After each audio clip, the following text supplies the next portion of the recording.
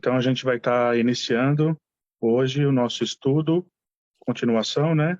Livro de Atos, capítulo 5, hoje, que estaremos abordando. Antes da Valquíria fazer a leitura, então, eu queria pedir para os irmãos o que eu sempre tenho dito, né? Se livrar, né, das opiniões próprias. Esse capítulo é um capítulo muito interessante, um capítulo importante, onde é um capítulo até meio polêmico, né, onde há muitas controvérsias, pessoas que interpretam de outra forma, e é um capítulo que começa aqui de uma forma muito forte, onde nós vemos totalmente a soberania de Deus e que muitas vezes nós não entendemos. Então, hoje nós entraremos em alguns assuntos um pouco difíceis, né, de compreensão. Então, eu gostaria de pedir para os irmãos, né, que nós realmente venhamos a analisar as Escrituras, ler as Escrituras como elas são, tá, e interpretá-las como elas são, tá? Então, vou pedir então para o Valquíria estar lendo para a gente, capítulo 5 de Atos. Atos, capítulo 5. Enquanto certo homem chamado Ananias, com sua mulher Safira, vendeu uma propriedade, mas em acordo com sua mulher, reteve parte do preço e, levando o restante, depositou aos pés dos apóstolos. Então disse Pedro: Ananias, por que encheu Satanás teu coração para que mentisses ao Espírito Santo, reservando parte do valor do campo? Conservando, porventura, não seria teu? E vendido, não estaria em teu poder? Como, pois, assentastes no coração este desígnio? Não mentiste aos homens, mas a Deus. Ouvindo essas palavras, Ananias caiu e expirou, sobrevindo grande temor a todos os ouvintes. Levantando-se os moços, cobriram-lhe o corpo e, levando-o, sepultaram. Quase 3 horas depois, entrou a mulher de Ananias, não sabendo do que ocorrera. Então Pedro dirigiu-se a ela e perguntou-lhe: Diz-me, vendeste, portanto, aquela terra? Ela respondeu: Sim, tanto. Tornou-lhe Pedro: Por que entrastes em acordo para tentar o Espírito do Senhor? Eis aí à porta os pés dos que sepultaram o teu marido, e eles também te levarão. No mesmo instante, caiu ela aos pés de Pedro e expirou. Entrando os moços, acharam-na morta e, levando-a, sepultaram-na junto do marido. E sobreveio grande temor a toda a igreja e a todos quantos ouviram a notícia destes acontecimentos.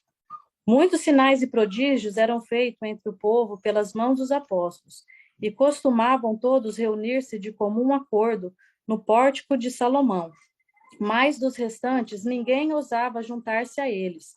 Porém o povo lhes tributava grande admiração, e crescia mais e mais a multidão de crentes, tanto homens como mulheres, agregados ao Senhor, a ponto de levarem os enfermos até pelas ruas e o colocarem sobre leitos e macas, para que, ao passar Pedro, ao menos a sua sombra se projetasse em algum deles. Afluía também muita gente das cidades vizinhas a Jerusalém, levando doentes e atormentados de espíritos imundos, e todos eram curados. Levantando-se, porém, o sumo sacerdote e todos que estavam com ele, isto é, a seita dos saduceus, tomaram-se de inveja, prenderam os apóstolos e os recolheram à prisão pública. Mas de noite, um anjo do Senhor abriu as portas do cárcere e, conduzindo-os para fora, lhes disse: Ide e, apresentando-vos no templo, dizei ao povo todas as palavras desta vida. Tendo ouvido isto, logo ao romper do dia, entraram no templo e ensinavam. Chegando, porém, o sumo sacerdote e os que com ele estavam, convocaram o sinédrio e todo o senado dos filhos de Israel, e mandaram buscá-los no cárcere. Mas os guardas, indo, não os encontraram no cárcere, e tendo voltado, relataram, dizendo: Achamos o cárcere fechado com toda a segurança e as sentinelas nos postos junto às portas, mas, abrindo-as, a ninguém encontramos dentro. Quando o capitão do templo e os principais sacerdotes ouviram estas informações, ficaram perplexos a respeito deles e do que viria a ser isto. Nesse interim, alguém chegou a lhes e comunicou: Eis que os homens lhe recolhestes o cárcere. Estão no templo ensinando o povo. Nisto, indo o capitão e os guardas o trouxeram sem violência, porque temiam ser apedrejados pelo povo. Trouxeram-nos apresentando-os ao sinédrio, e o sumo sacerdote interrogou-os, dizendo: Expressamente vos ordenamos que não ensinasseis nesse nome. Contudo, enchestes Jerusalém de vossa doutrina, e quereis lançar sobre nós o sangue deste homem. Então Pedro e os demais apóstolos afirmaram: antes importa obedecer a Deus do que os homens. O Deus de nossos pais ressuscitou a Jesus, a quem vós matastes, pendurando-o no madeiro. Deus, porém, com a sua destra o exaltou a príncipe e salvador, a fim de conceder a Israel o arrependimento e a remissão de pecados. Ora, nós somos testemunhas desses fatos, e bem assim o Espírito Santo que Deus outorgou aos que lhe obedecem. Eles, porém, ouvindo, se enfureceram e queriam matá-los. Mas, levantando-se no sinédrio um fariseu, chamado Gamaliel, mestre da lei, acatado por todo o povo, mandou retirar os homens por um pouco e lhe disse: Israelitas, atentai bem no que ides fazer a estes homens, porque antes desses dias se levantou Teudas, insinuando ser ele alguma coisa, ao qual se agregaram cerca de 400 homens, mas ele foi morto e todos quantos lhes prestavam obediência se dispersaram e deram em nada. Depois desse, levantou-se Judas, o Galileu, nos dias do recenseamento, e levou muitos consigo. Também este pereceu, e todos quantos lhe obedeciam foram dispersos. Agora vos digo, dai de mão a esses homens, deixai-os, porque se este conselho ou esta obra vem de homens, perecerá. Mas se é de Deus, não podereis destruí-lo, para que não sejais, porventura, achados lutando contra Deus. E concordaram com ele. Chamando os apóstolos, açoitaram-nos e, ordenando-lhes que não falassem em o nome de Jesus, o soltaram. E eles se retiraram do sinédrio, regozijando-se por terem sido considerados dignos de sofrer afrontas por esse nome. E todos os dias no templo e de casa em casa não cessavam de ensinar e de pregar Jesus, o Cristo. Eu gosto bastante desse último versículo 42. Todos os dias, né, nos templos e nas casas não cessavam em falar de Jesus. A gente vai chegar lá. Meus queridos, esse início aqui, nós vemos no capítulo 4, que aqui do versículo 35 até o final, até o 37, nós vemos o capítulo 4 termina com a oferta de Barnabé, e o 35 falando sobre que eles depositavam aos pés dos apóstolos, né? Contribuíam ali sem medida. Então, nós vemos aqui o capítulo 5 já começa falando também de outros dois aqui que deram uma oferta, mas foram bem infelizes, tá? Então, para a gente começar aqui, eu queria explicar, porque muitos dos irmãos sempre perguntam, né? Sempre que está falando assim, eles doaram tudo, sempre mostrando ofertas aqui. Então, eu quero começar explicando hoje o que eu entendo biblicamente como deve ser feito nos nossos dias. Por quê? Porque grande parte das igrejas, elas adotam o dízimo, algumas agora, igrejas reformadas, elas já não adotam o dízimo, né, por entenderem que o dízimo ele não é neotestamentário, ele não é para o cristão. Então, eu vou expor aqui, começar expondo para os irmãos, explicando sobre isso, porque é importante, né, nós entendemos. O que era o dízimo, primeiramente, né, e o que é a oferta? O dízimo, ele era, nós vemos no Velho Testamento que na teocracia de Israel existia o dízimo, onde 12 tribos, né, existiam 12 tribos, e 11 tribos eles trabalhavam e davam o dízimo para a tribo de Levi, que era a tribo ali que cuidava das coisas de Deus, da manutenção do templo. Nós vemos ali em Malaquias 3:10, que é um texto muito usado com relação a dízimo, que as pessoas falam, trazei o dízimo à casa do tesouro, né? E aí muitos até nos nossos dias ameaçam as pessoas, dizendo que se você não dá, o devorador, né, ele vai te pegar. E ali eles têm todo esse contexto, né, que eles falam que o devorador, no caso, é o diabo, são os demônios que vão te pegar. Isso não tem nada a ver, né, irmãos? Então, se nós olharmos num contexto do livro todo de Malaquias, nós vemos que, primeiramente, ali, quando fala roubará o homem a Deus, nós vemos que quem estava roubando Deus ali, na verdade, eram os sacerdotes mesmo, né? Nós vemos no capítulo 1, no capítulo 2, que eles pegavam o que era de melhor para eles e sacrificavam, né, o pior para Deus. Então, nós vemos a corrupção entre os sacerdotes. Vemos no capítulo 3 também que o povo já também não dava o dízimo, porque eles estavam frustrados ali com, né, toda essa corrupção. Mas nós devemos entender, irmãos, o que é aquele sistema. Por sinal, um sistema que nós não vivemos mais. Como eu disse, era uma teocracia, né, onde de 12 tribos, onde as 11 tribos davam o dízimo para a tribo de Levi, para o sustento do templo. O dízimo não era dinheiro, né? O dízimo era o que eles produziam. Então, nesse contexto, eles traziam o dízimo para a casa do tesouro, que era o templo. O templo, por sinal, que o próprio Senhor Jesus disse que não sobraria pedra sobre pedra. Então, hoje nem o templo existe mais. E, por sinal, nem os judeus hoje dão dízimo, né?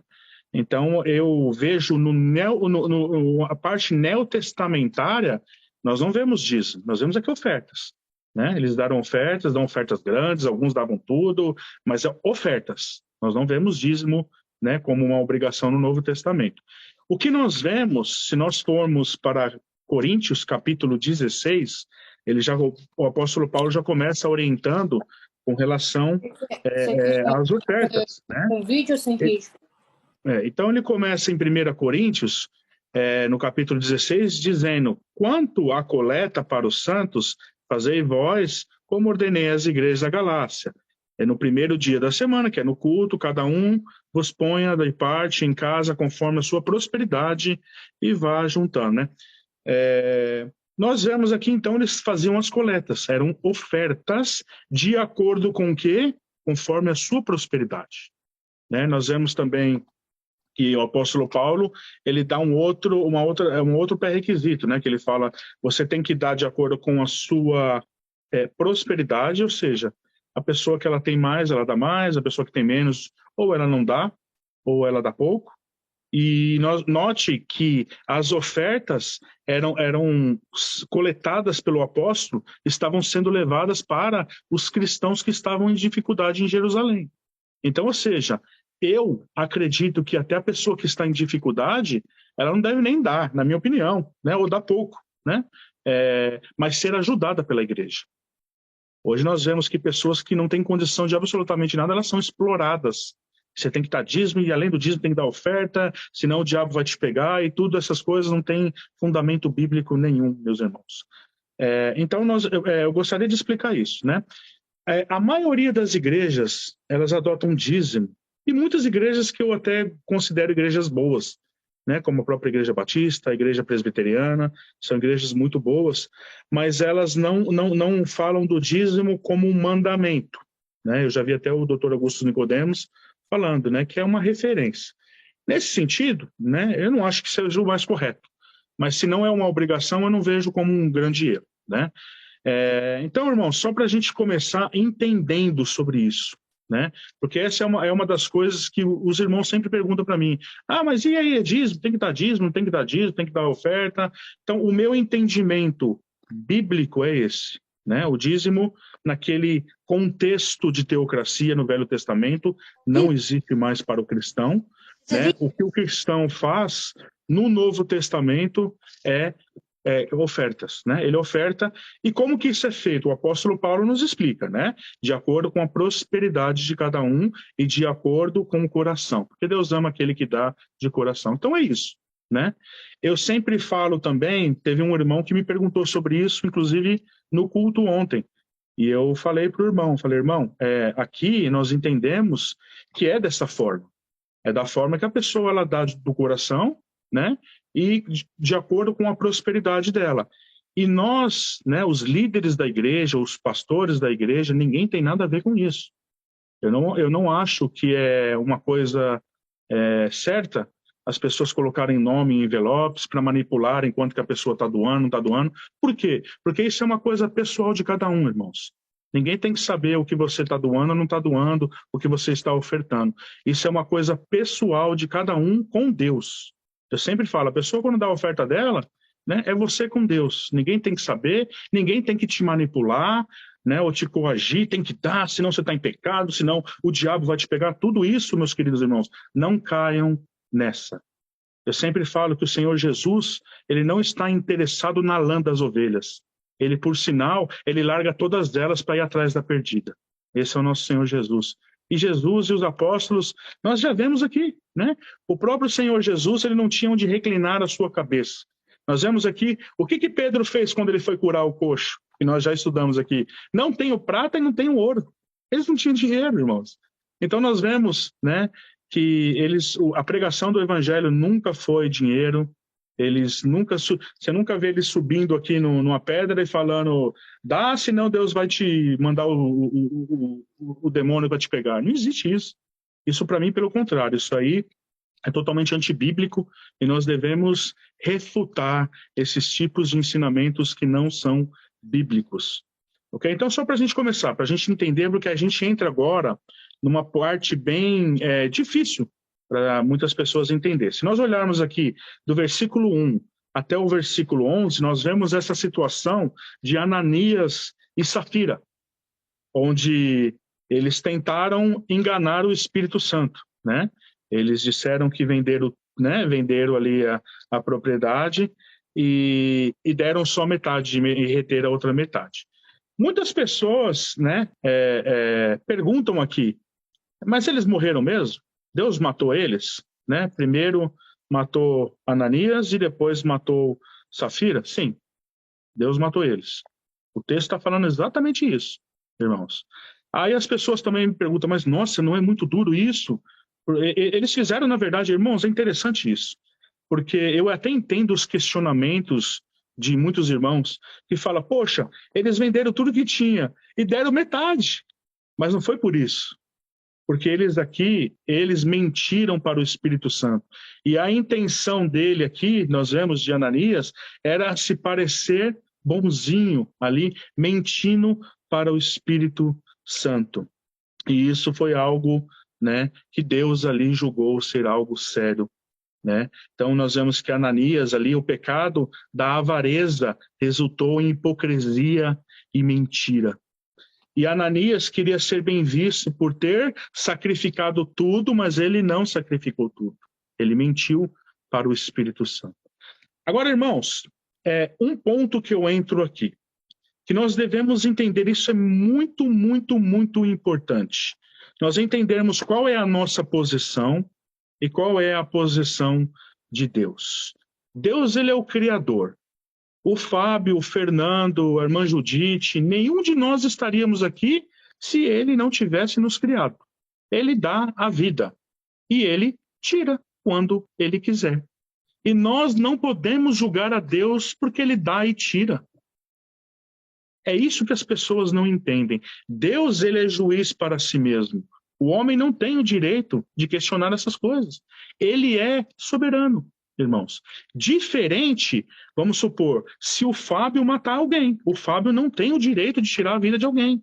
Uma grávida que está com um bebê na barriga, que abortou, não tem o direito de matar aquela criança que está na barriga. Não tem. Nós não temos o direito de tirar a vida, mas Deus tem. E ele dá a vida. E ele tira na hora que ele quiser, pelos motivos que ele quiser tirar. E nós não devemos questionar Deus, porque ele é soberano. Ele dá a vida e ele tira a vida. Esse é um princípio, meus queridos, que nós devemos entender. Porque muitas pessoas falam, Deus é ruim, Deus é mau. Não tem nada disso, irmãos. Não tem nada disso, né? Eu acho que é muito importante. Esse é um princípio que nós devemos entender. E aqui nós vemos a soberania de Deus total, né? Uma coisa que eu vejo, Deus não tirou a vida deles aqui por causa da doação, né, que eles deram a metade né? Eles fizeram algo bom. A questão aqui foi que eles mentiram para o Espírito Santo, foram a hipocrisia e a mentira dele, e Deus decidiu aqui tirar a vida deles. Irmãos, teve essas semanas atrás, eu até falei para uns irmãos até sobre esse debate, teve um debate entre dois pastores, um que chama Rodrigo Mocelin, que é um pastor reformado, né, bem bíblico, e o outro é um jovem rapaz de São Paulo que chama Vitor Azevedo.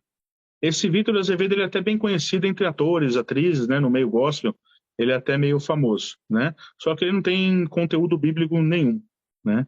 E ele é um dos que defende a hipergraça, né? A hipergraça, meus queridos, é aquela graça que tudo acaba em pizza. É exatamente o que eu tenho sempre pregado aqui contra. Que a Bíblia não, né? A Bíblia, se nós formos estudarmos a Bíblia, nós vemos que haverá um castigo, né, para os ímpios, haverá um castigo para os falsos profetas que ensinam, deturpam a palavra de Deus, e nós vemos que haverá um juízo, até mesmo porque Deus ele é santo, ele não tem por inocente o culpado, né? Então nós devemos entender essas coisas, e a hipergraça ela não existe. A grande realidade é que não vai acabar em pizza tudo, né? E nesse debate, meus queridos, se vocês tiverem a oportunidade, é até interessante, né? Se vocês colocarem lá no YouTube, debate hipergraça, pastor Rodrigo Mocelin e Vitor Azevedo, você pode assistir esse debate. Eles entram muito nessa questão aqui do capítulo 5, de Ananias e Safira. E a pessoa que estava mediando ali o debate pergunta para o pastor Rodrigo Mocelin o que aconteceu aqui, né? Deus matou, tirou a vida? Sim, como está o texto ali? Ele explicou e perguntou para ele, você tem problema com esse texto? Nenhum.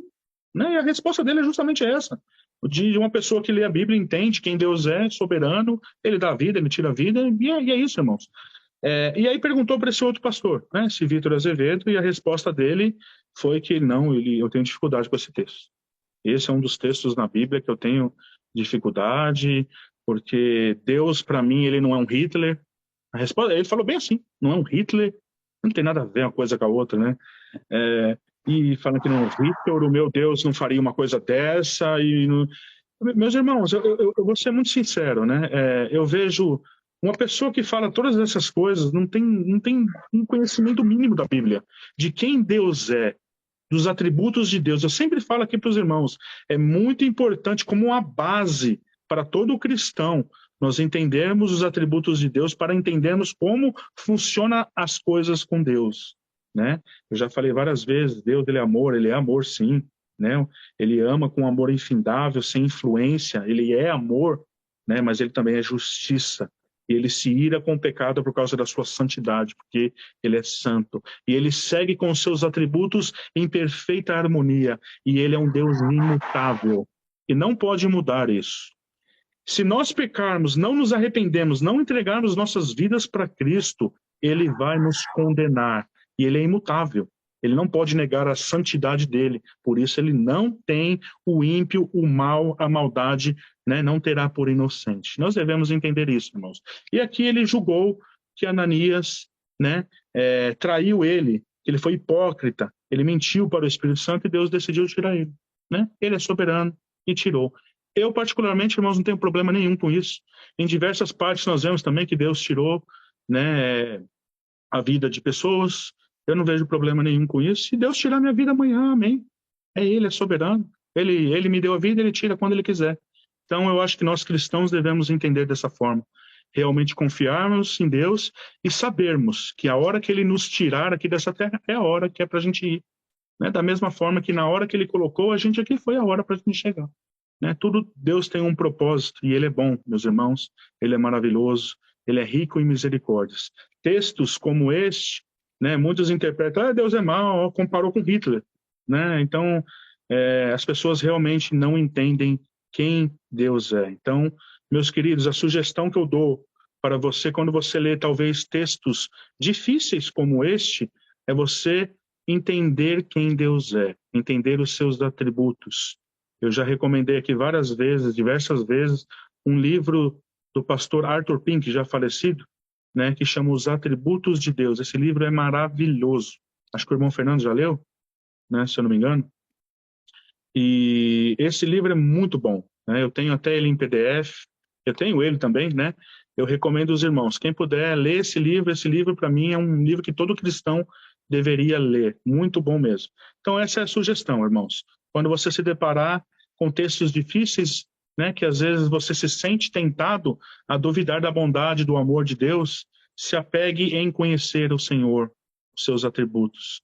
Você não vai ter dúvida nenhuma de quem Ele é. Maravilhoso, santo e maravilhoso Deus. Amém? Continuando aqui, no versículo 12, vemos aqui que muitos sinais e prodígios eram feitos entre o povo pelas mãos dos apóstolos. Irmãos, uma coisa que é muito interessante. Eu já falei diversas vezes aqui, na teologia, e hoje também está muito evidente, tem dois ramos da teologia, e muitos, eu digo que está muito evidente porque muitos pregadores, cada um segue uma linha, que são cessacionistas, né, que acreditam que os dons cessaram, e outros são continuistas, acreditam que os dons continuam. Eu, particularmente, sou um continuista, né, não sou um cessacionista. Mas aqui tem um argumento que muitos dos cessacionistas usam, que se nós analisarmos o livro de Atos todo, nós vemos que as obras maravilhosas eram feitas pelas mãos dos apóstolos. E isso é verdade, irmãos. Pouquíssimas vezes nós vemos que os prodígios eram feitos por outros, né? Nós vemos Estevão ali, no caso, foi né, um dos poucos mesmo, né?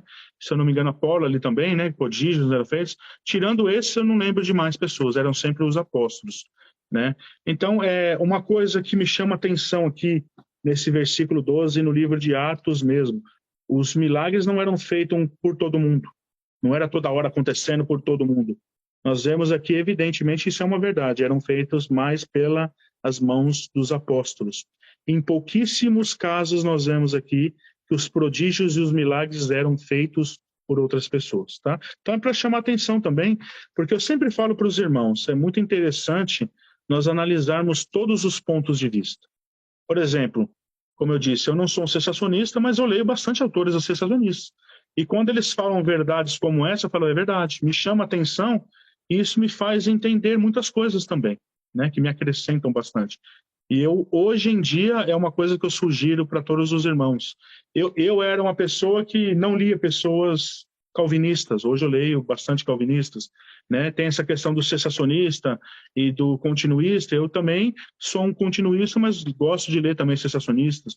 Eu não me limito mais a nada, eu gosto realmente de ler todos os autores e filtrar tudo que eu vejo de acordo com a Bíblia, né? Eu acho que dessa forma eu deixei de ser um religioso, porque antigamente eu defendia uma placa de igreja.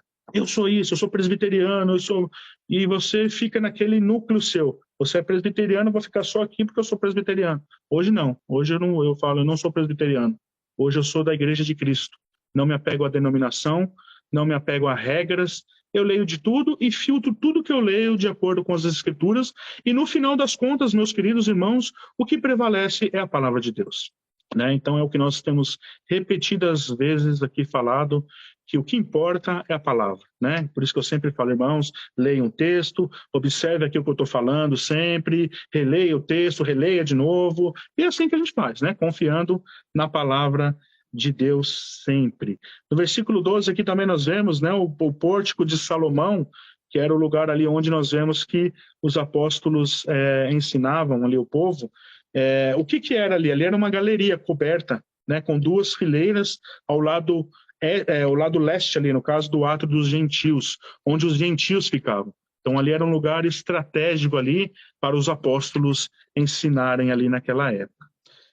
Indo no versículo 17 em diante, nós vemos aqui, que aqui começa o texto que nós vemos onde eles foram presos, né? Os apóstolos foram presos, e no versículo 17 nos mostra que quem organizou aqui para prender eles aqui foi a seita dos saduceus.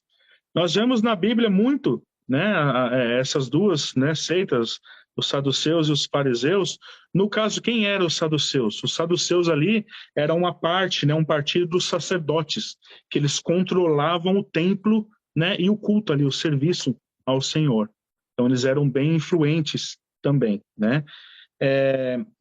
E aqui nós vemos que eles chamaram eles ali, e nós vemos que a motivação deles foi porque se encheram de inveja. Eles viram ali todos os milagres que eles estavam fazendo, né? E todos os prodígios que aconteciam pelas mãos dos apóstolos se encheram de inveja. E nós vemos aqui, versículo 18, que eles prenderam os apóstolos e os recolheram à prisão pública. Mas aqui nós vemos que, de uma forma milagrosa, de noite, um anjo do Senhor aqui abriu as portas do cárcere e os conduziu ali para fora. E continuando o texto aqui, nós vemos que mais para frente, quando eles voltaram ali para ver o que tinha sido acontecido, eles descobriram que, o que aconteceu? Onde que eles estão? E eles falaram para eles, eles estão, na verdade, sem entender nada, eles estão lá no templo ensinando, né? E aí eles foram ali, o capitão, né, do templo, os principais sacerdotes, foram até lá, perplexo ali, né, e trouxeram eles ali para o Sinédrio. E, obviamente, nós vemos ali que uma grande multidão seguia eles, então eles não puderam fazer nada, com medo de serem apedrejados ali. E interessante que nós vemos, eu acho esse versículo 28 fantástico, maravilhoso, que aqui eles disseram para os apóstolos: expressamente vos ordenamos que não ensinasseis neste nome, contudo, enchestes Jerusalém de vossa doutrina. Irmãos, isso é maravilhoso, irmãos, isso eu acho fantástico.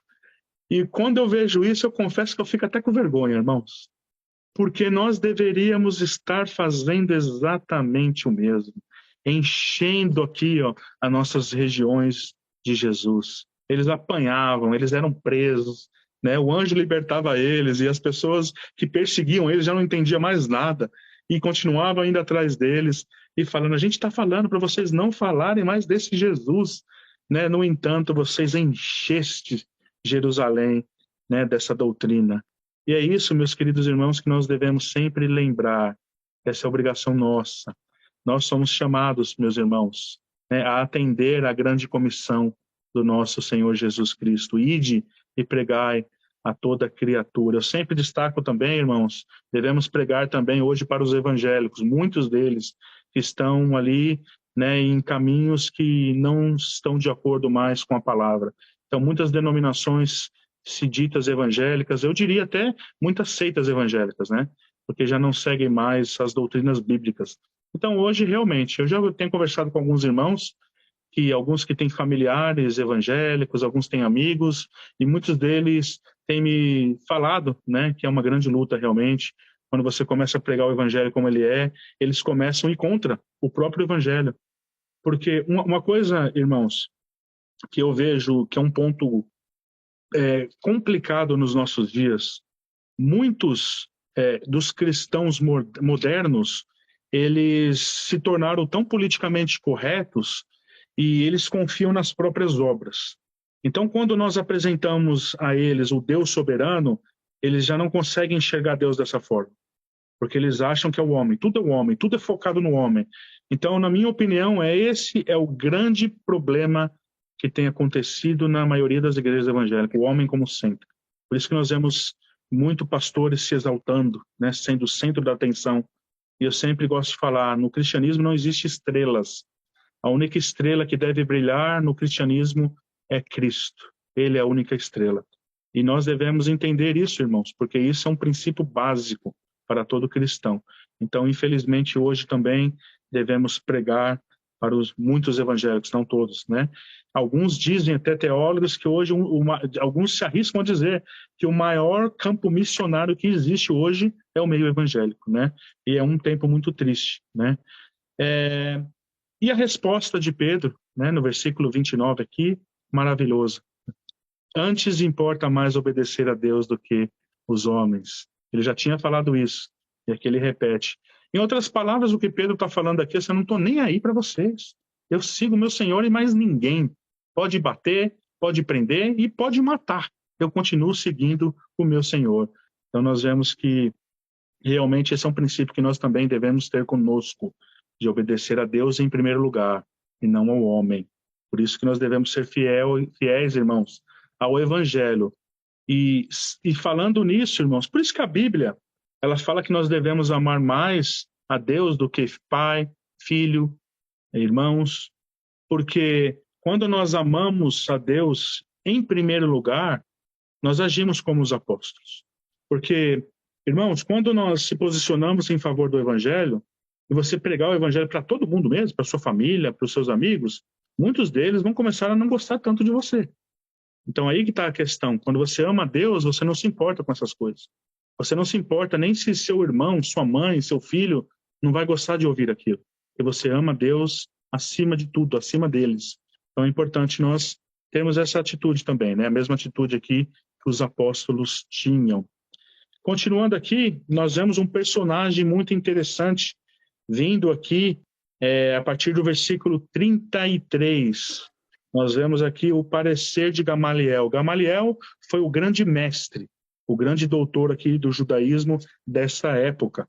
E se nós olharmos aqui no livro de Atos mesmo, no capítulo 22, no versículo 3, o próprio Paulo fala isso, que ele foi criado aos pés de Gamaliel. Então, aqui, esse Gamaliel que está mostrando aqui, que vai dar o parecer do que eles deveriam fazer com os apóstolos, era o mestre do apóstolo Paulo. Né? Então, é bem interessante aqui esse personagem. Ele era o grande mestre ali da época. E nós vemos assim, ele realmente muito sábio. Então, nós vemos aqui que eles estavam furiosos quando Pedro aqui falou para eles sobre Jesus, que ele foi exaltado como príncipe salvador para a remissão dos pecados. Eles ficaram furiosos. Então, Gamaliel vem aqui e vai dar o parecer ali para tentar acalmar a situação. E foi muito sábio, realmente ele foi muito sábio. Uma coisa que é interessante nós vermos, ele cita aqui dois personagens, que eles falam, israelitas, né? Atentai bem no que vocês vão fazer com esses homens, porque eles queriam matá-los. Mas falou, calma aí, né? E aí ele cita aqui esses personagens que que vieram antes de Jesus e dos apóstolos, que pereceram.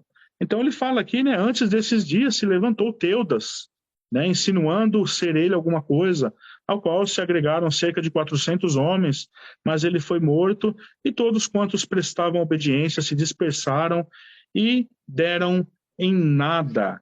Eu sempre cito aqui o historiador do primeiro século, Flávio Joséfo. Flávio Joséfo cita aqui esse Teudas, né, no seu livro Antiguidades. No capítulo 20, ele cita esse Teudas, que veio também, é mais um texto aqui que nós encontramos em outra parte além da Bíblia, né? Um texto extra-Bíblia, que foi testemunhado pelo esse historiador, que por sinal era judeu. E aí ele continua aqui, Gamaliel, dizendo também que tinha se levantado alguém chamado Judas Galileu, nos dias ali do recenseamento ali, e levou muitos ali consigo, e também este pereceu, a quantos lhe obedeciam ali também pereceram, né? Esse Judas aqui no caso, ele se opôs ali no caso ao censo romano aqui que é citado, né? E ele foi aproximadamente no ano 6 depois de Cristo, e ele pregava que Deus era o único, né, o único rei e o único legítimo rei de Israel, né, no caso, e que ele era o único que era lícito pagar tributos. E ali, obviamente, por pregar isso aí, né, eles executaram ele.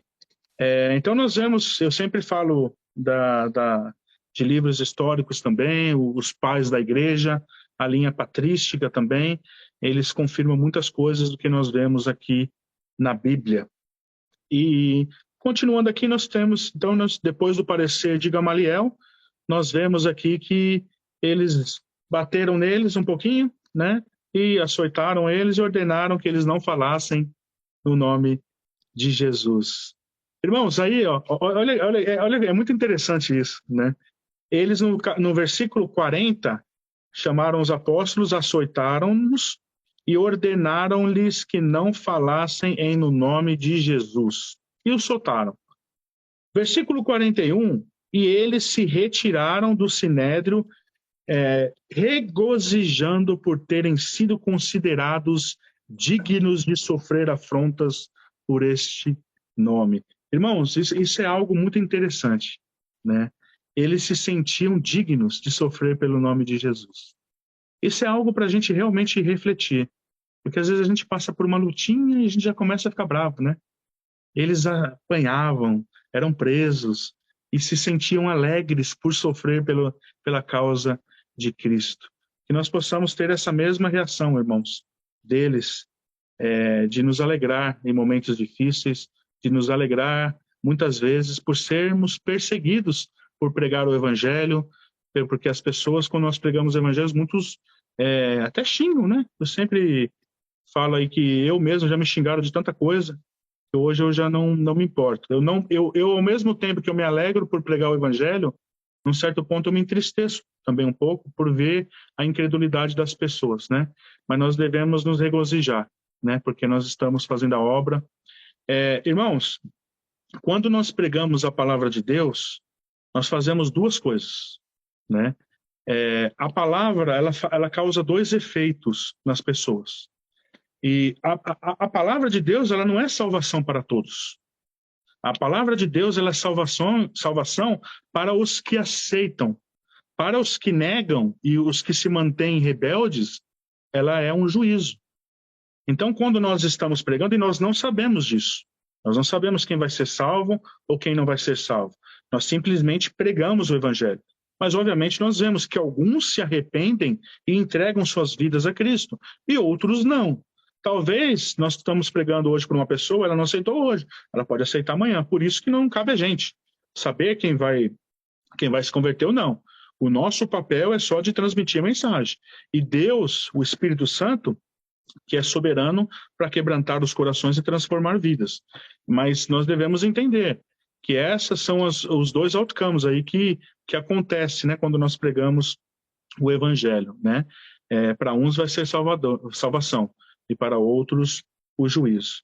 E depois aqui de terem apanhado, foram soltos, saíram ali alegres por pregar o evangelho, se sentindo ali dignos, considerados dignos de sofrer afrontas pelo nome do Senhor Jesus. E ele termina aqui com o versículo 42, que eu acho maravilhoso também. E todos os dias, né, no templo e de casa em casa, não cessavam de ensinar e de pregar Jesus Cristo. Irmãos, aqui é sempre esse assunto que eles pregavam, né? Sempre esse assunto, Jesus. E esse é o assunto que nós devemos também pregar todos os dias, nas casas, nos trabalhos e onde quer que nós estejamos. Amém, meus queridos?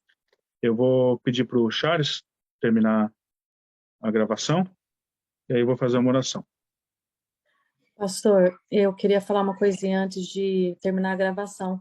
Se você quisesse acrescentar também o versículo 19, que fala do anjo do Senhor que abriu as portas do cárcere e libertou Pedro, porque muitos erroneamente pensam que existe anjo da guarda. Quiser acrescentar? Tá, o anjo do Senhor, se nós olharmos no Antigo Testamento, o anjo que representa Jeová é frequentemente indicado como ele mesmo, né? Agora, existiam anjos, né? Nós vemos anjos que agiam em favor dos apóstolos, né? Libertando aqui, no caso.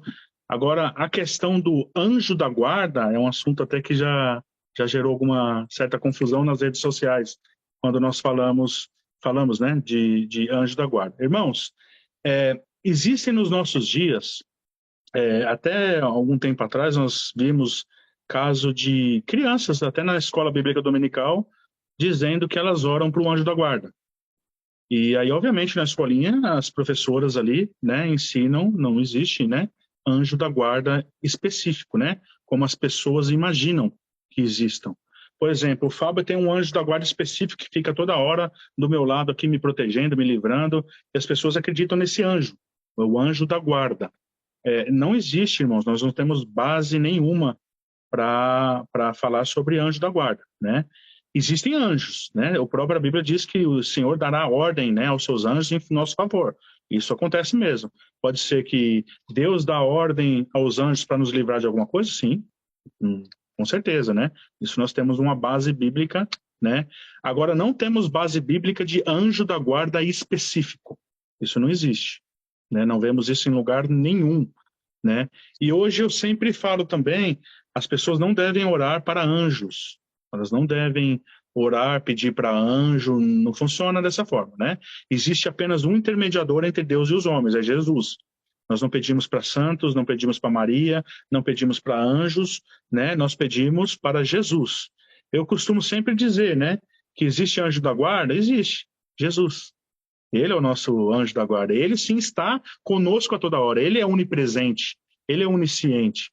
Então, eu acredito no Jesus da guarda, né? Não acredito no anjo da guarda. né? Agora vamos entender bem, existem anjos, né? O Senhor dará ordem aos anjos em nosso favor, sim, ele pode dar ordem, mas não existe um anjo da guarda específico para cada um, e nós não devemos orar para anjos, irmãos. O único nome que nós devemos invocar é o do nosso Senhor Jesus. E se ele quiser delegar um anjo para fazer alguma coisa, ele vai fazer, ele faz o que ele quer. Amém? Era isso, Valquíria, que você queria falar mesmo sobre o anjo da guarda? Era isso, pastor. Então tá bom.